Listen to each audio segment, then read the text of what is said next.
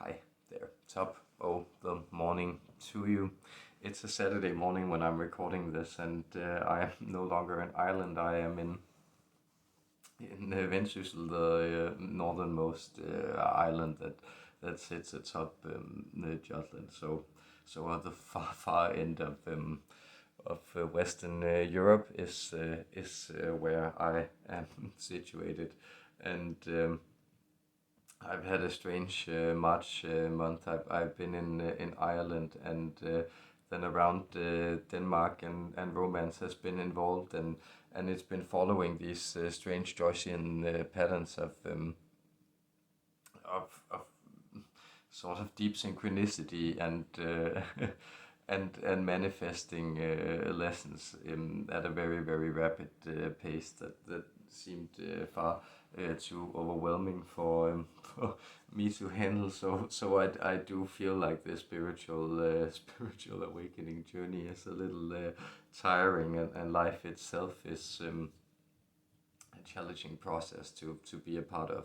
So now I am for the next weeks staying in the far northwest of the country, in this very spacious cellar in this quiet town that's way out on the far edge of the kingdom, where it's mostly just fishermen and German tourists showing up occasionally, and of course it's out of season, so it's very quiet here, and that's lovely. I hope I get to open up the practice again, and do some new and interesting stuff, because that's really what I've been feeling called to. And so tomorrow, if you're watching this, Saturday the 19th, it will be equinox, and I will do a workshop, an energy workshop, where Mercury will show you kind of interesting things, and you can join in here. It's just gonna be here on YouTube, so you can join in and post questions in the chat related to energy stuff, or if you want to learn to channel, or give feedback, or ask clarifiers on the things that are coming through. But to reiterate, no personal questions. So I'm not answering or reading people's energy fields, and partially it's also because I've just had this experience around the growing sense around the live streams that teach a man to fish, right? So often what I'm also getting from a lot of people when I read their energy is that, yeah, you could actually be doing this on your own, but it's also very comfortable to have someone who's already comfortable doing it, reassuring you, and that's cool. But at some point you also just gotta push the chicklets out of the nest. And I don't mean that to sound patronizing, but there is this element in all practice where you sort of have to accept that well, your skill is as good as it gets, and you're gonna have to work on that on your own from there on out. So I'm hoping that this will be more of an energy workshop. So we'll connect to different interesting energies, and it will be sort of, there will be like this circus of entities and consciousnesses coming through, I sense. But we will also be instructing in how you can do this, and hopefully you can take something from that. So it's an experiment I'm looking very much forward to. And I came here on the full moon, and I didn't manage to do any videos or anything. And it's 3 days descending into to the ground, and then arising with the equinox as the sun takes over, and it puts life, the growth cycle, back into process again after the broken egg of the moon has been crushed. So like there's a very powerful, it's essentially the symbolism of Easter that's playing out in purely astrological terms this year around this equinox, and with the preceding 3 days. And you may know that Easter is traditionally placed the first Sunday after the first full moon after spring equinox. So like these factors are at play.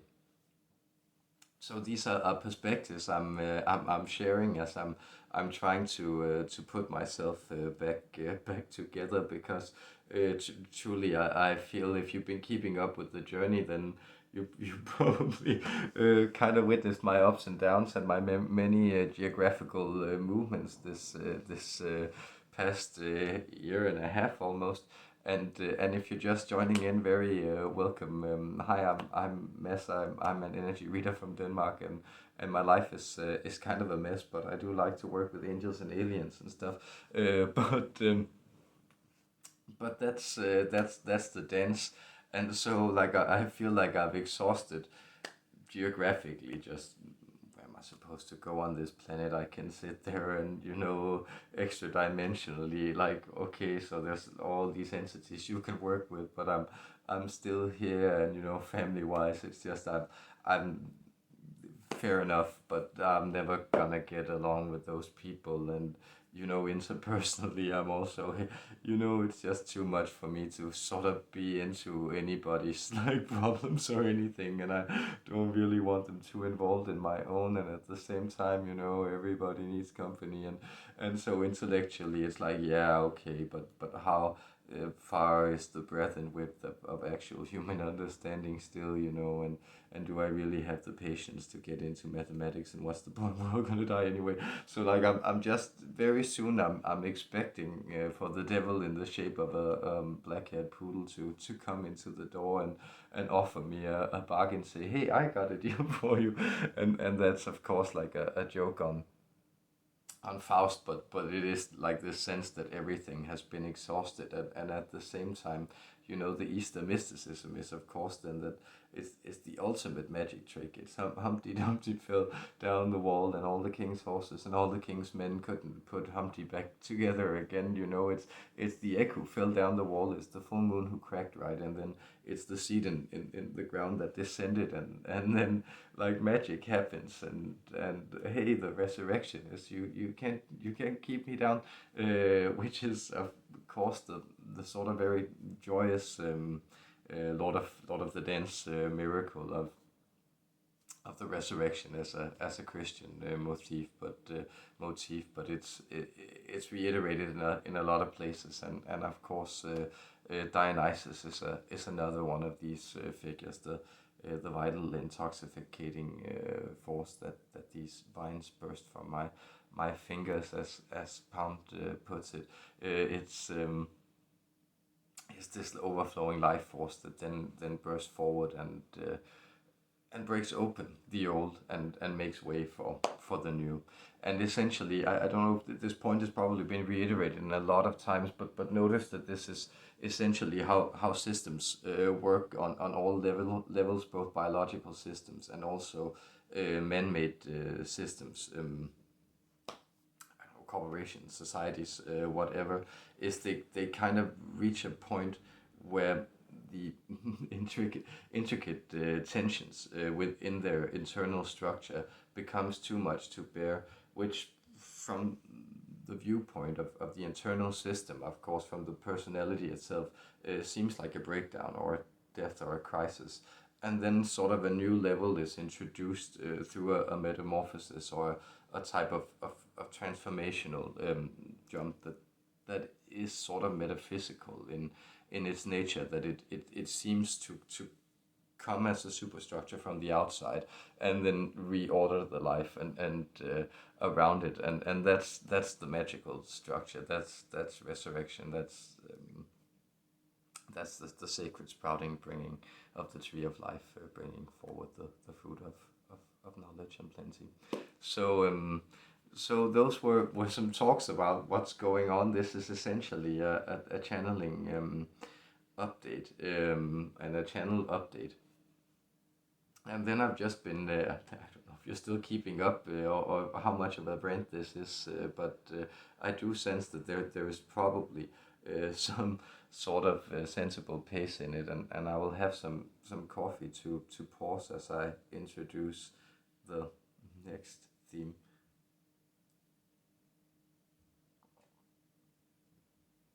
Because the next theme, friends, is that I'm going to contact the Elohim, and it's around this theme. It's drawing blood from a stone.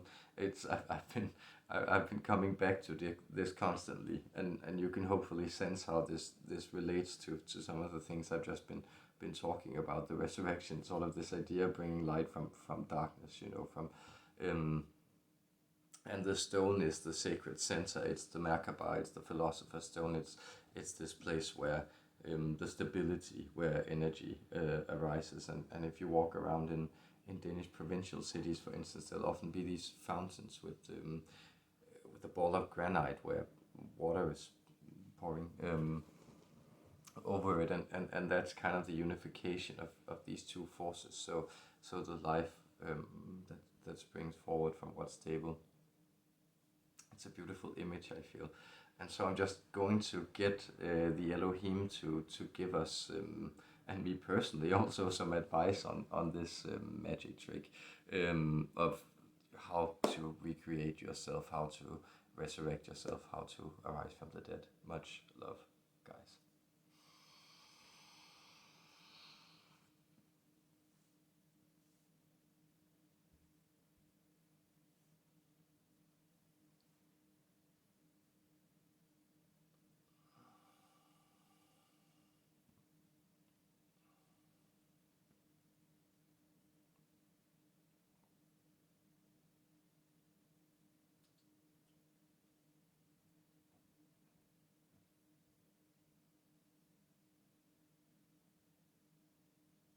Yes. Greetings to you, human beings. We come into this space to contact you. We come into this moment created by light to remind you that it is light that creates this moment. We, the Elohim, we the ones who created this framework for this life to take place. We, the architects of so much of your reality. We greet you this day from on high. We greet you from on low, and in the middle we meet you with light and love, extending our blessings to you in this sacred, hallowed moment. Here we are with you, finding that you have exhausted these spaces. We are instructing our friend here personally, though we sense that this message may pertain to others also fighting with the situation. And see, we can remind him that he is very attracted to these archetypal dilemmas in and of itself. So what he is sketching is essentially the pained existential dilemma of the awakening human being. It has been tailored in his case to the idiosyncratic specificities of his psychological makeup. It has also been tailored to the physical possibilities of his physical surroundings, that is the material universe that he inhabits. But it has been tailor-made by a force that we are in communication with. This is the high command of the higher self.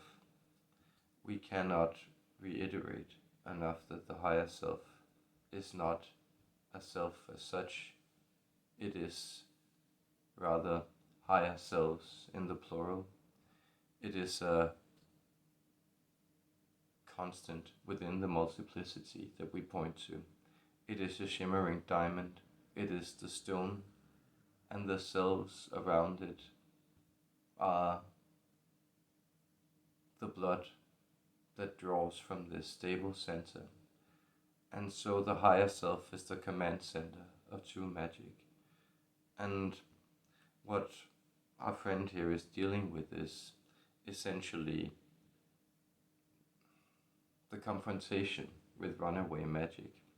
The experience that he is very skilled in moving energy, in perceiving energy, in reading energy, but he finds himself at a complete loss when it comes to focusing this energy willfully, using this energy in a process that is not unwieldy, but that is wielded, that is exactly directed like the lightning bolts of the Father, rather than circumvented like the airy dance of the sun.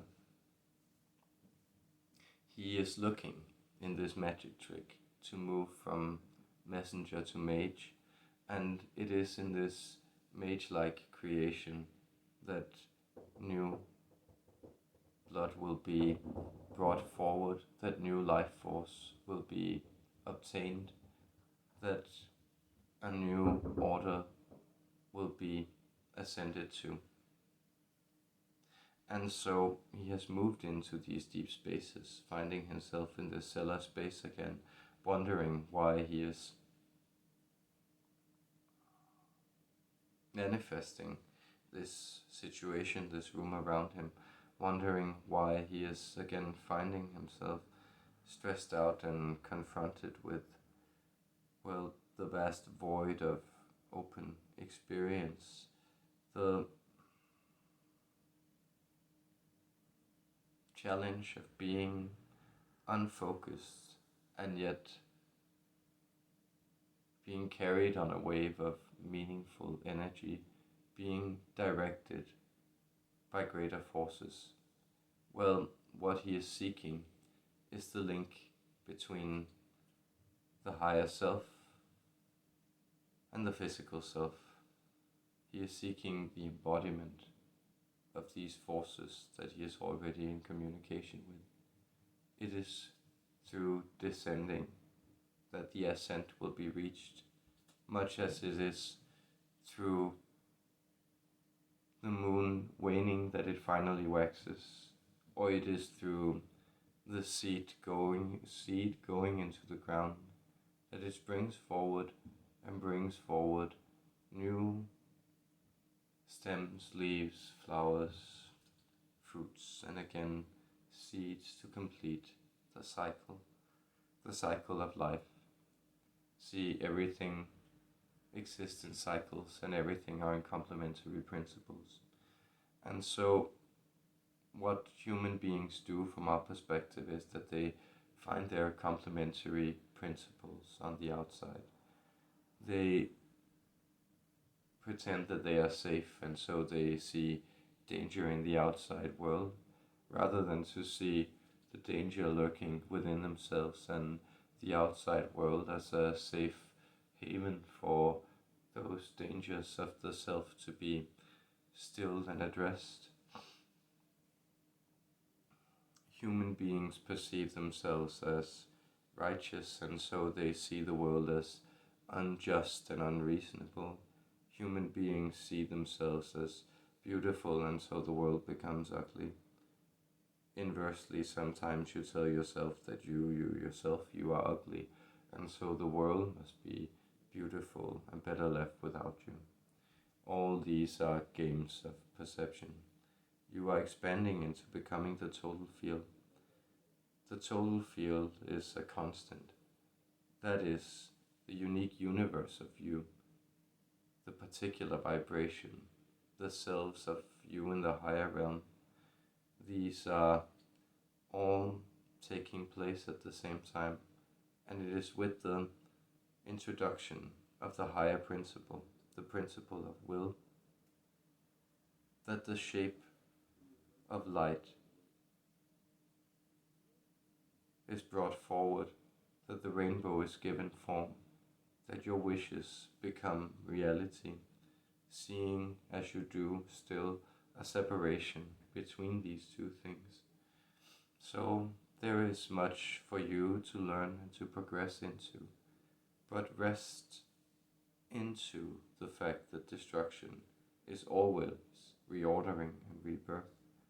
Rest into the fact that light is accumulating. Light is trying to behold the entirety of the universe. Light will rip away even the gestation process of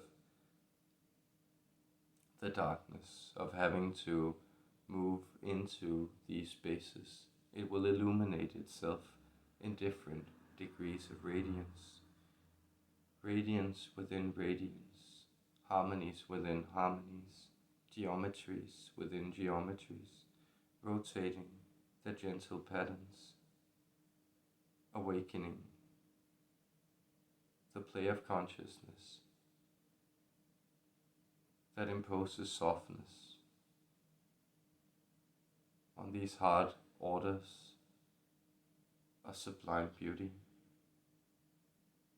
Therefore, watch the malleable mold and know that it is infused with a divine order, and it is only this softness that breaks down and gives way to new life. Light itself wishes to mold you open. Light wishes to see you. And with this guided light that we extend to you, we see you as well. We bless you. And we give you our love on this day of your time and in all moments of all time. May you be blessed and find